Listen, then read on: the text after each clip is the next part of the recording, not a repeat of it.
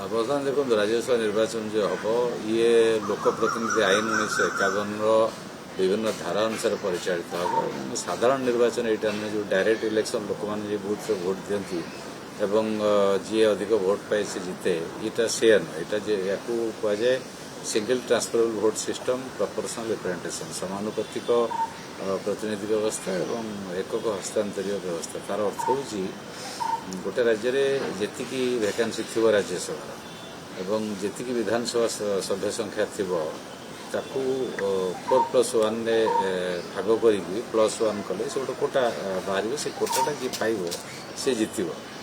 धरने जो ओडिशार उदाहरण ना ओडिशा 147 जन विधायक अच्छा 4टी राज्यसभा सीट अच्छी तो 147 हरण 4+1 ये 29.4 अर्थ 29 +1 जब मिसा कोटा फिक्स ताल 30.4 राउंडेड अफ है 30 तार्थ 4टी सीट जी प्रार्थी 30टी विधायकों भोट दरकार हेले से जीत किंतु एक्जाक्टली 30 न होइकी भी जड़े जीतिपर केमी जार स्ट्रेंथ ना छोट दल हो पारती बड़ दल हो पारती से व्यवस्था अच्छी जे राइट मारिया छकी मारिया व्यवस्था ना बैलेट से पसंद करा पड़ो प्रथम पसंद द्वितीय पसंद तृतीय पसंद चतुर्थ पसंद 1 2 3 कर पड़ो माननीय विधायक तो विधायक मान बैलेट पेपर जो 1 2 3 लिखे तो गोटे स्पेशल पिंक कलर काढ़ी दि जाए कारण विगत हरियाणा गोटे राज्यसभा निर्वाचन में कला काढ़ी नहीं द्वंद्व होता बहुत इनवालिड होता से निर्वाचन कमिशन जोगी दूसरी गोटे स्केच पेन पिंक कलर से माननीय विधायक मैंने प्रथम पसंद करेंगे थे जड़े विधायक भोट देला बेले प्रथम पसंद देले द्वितीय पसंद वाई के देवे प्रथम पसंद समस्ते देवाक बाध्य नहले भोटा इनवालिड हो द्वितीय पसंद दे पारती न दे पारती किंतु दलीय जो इंस्ट्रक्शन थी से अनुसार से दलीय कैंडिडेट मान देवे तो धन्य जाऊ किसी विधायक भोट देले एब्सेंट रहे तो सेठी कौन हम जदि चतुर्थ प्रार्थी ओडिशा कथा आम उदाहरण को ना 3टी प्रार्थी भोट अच्छी दल मान प्रथम पसंद जीतिजे प्रत्यंता हूँ चतुर्थ सीट पाई तो चतुर्थ प्रार्थी की भोट देला बेले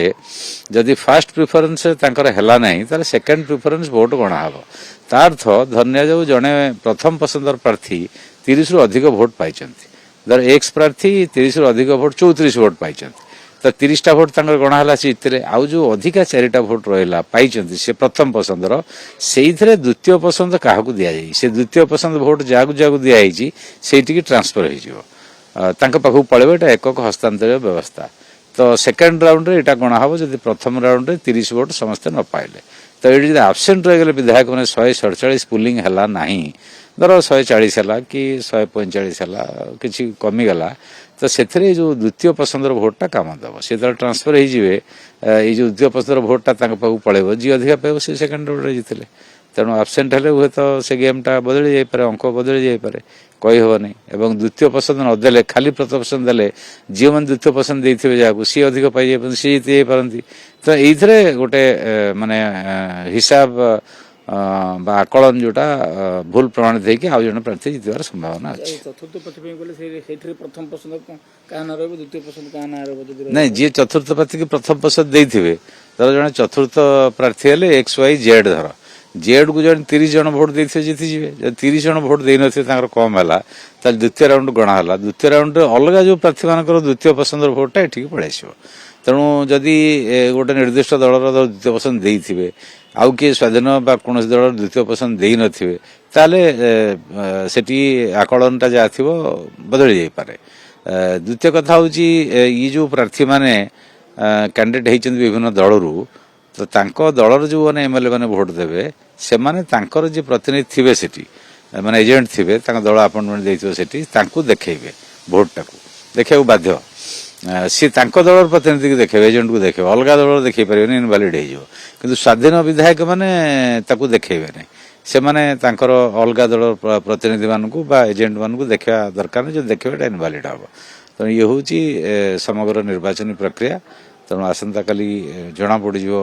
कौन होते लोक भोट दौरान भोट नदेला फल द्वितीय पसंद जो तार कमिवा बढ़िया डिपेंड कर जीतवा हारिबा चतुर्थ प्रार्थी स्वाधीन और कॉमन कैंडिडेट जो बर्तमान ओडिशा रे जो देखिबे ତ ଜଣଙ୍କ ପାଖରେ 22 ଏମାନଙ୍କର 18 ପ୍ଲସ୍ 14 ସଂଖ୍ୟା ଅଧିକ ହେଉଛି ତାହେଲେ ଏଥିରେ ସାର୍ କ'ଣ ଅନୁପସ୍ଥିତ ରହିଲେ ଯିଏ ନାଇଁ ନାଇଁ 32 ଆଙ୍କର ଅଛି ଚତୁର୍ଥ ପ୍ରାର୍ଥୀ ବିରୋଧୀ ଦଳ ପ୍ରାର୍ଥୀ 32 ଯଦି ଭୋଟ ଦେଲେ ତାର ଜିତିଯିବେ ମାନେ ଯଦି 32 ନଦେଲେ କମିଗଲା ତାହେଲେ ଅନ୍ୟ ସେକେଣ୍ଡ ରାଉଣ୍ଡରେ ଗଣା ହବ ଦ୍ୱିତୀୟ ପସନ୍ଦଟା ଗଣା ହବ ନହେଲେ ଆବଶ୍ୟକତା ପଡ଼ିବ ନାହିଁ ଆଙ୍କର ଯେହେତୁ 22 ଅଛି 8 ଦରକାର ପଡ଼ୁଛି 8 କୋଉଠୁ ଆଣିବେ ତେଣୁ 8 ଯଦି ନଦେଲେ ବି ପ୍ରଥମ ପସନ୍ଦ ୟାଙ୍କର ଦ୍ୱିତୀୟ ପସନ୍ଦଟା ସେଇଠି କାମ ଦେବ ଦ୍ୱିତୀୟ ପସନ୍ଦ କାହାକୁ ଦେଉଛନ୍ତି କିଏ ନ ଦେଉଛି କିଏ ଆବସେଣ୍ଟ ରହୁଛି ଏଇ ଗୁଡ଼ା ଫ୍ୟାକ୍ଟର ଉପରେ ଡିପେଣ୍ଡ କରୁଛି ଚତୁର୍ଥ ପ୍ରାର୍ଥୀଙ୍କର ଭାଗ୍ୟ ଯଦି କ୍ଲିୟରଲି ବିରୋଧୀ ଦଳ ପ୍ରାର୍ଥୀଙ୍କର 32 ଭୋଟ ମିଳିଗଲା ସମସ୍ତେ ଭୋଟ ଦେଲେ ତାହେଲେ ତ ସ୍ପଷ୍ଟ ଭାବରେ ଜିତିବେ ସେଥିରେ କିଛି ସନ୍ଦେହ ନାହିଁ ଯଦି ଆବସେଣ୍ଟ ରହିଲେ ଜଣେ ସେ ଭୋଟଟା ମାଇନସ୍ ହେଲା କିନ୍ତୁ କୋଟା ତ କମିଲାନି ସେ 30 ସେ ପାଇବେ 30 ଯଦି ଫାର୍ଷ୍ଟ ରାଉଣ୍ଡ ନ ପାଇଲେ ସେକେଣ୍ଡ ରାଉଣ୍ଡ ଗଣା ହେବ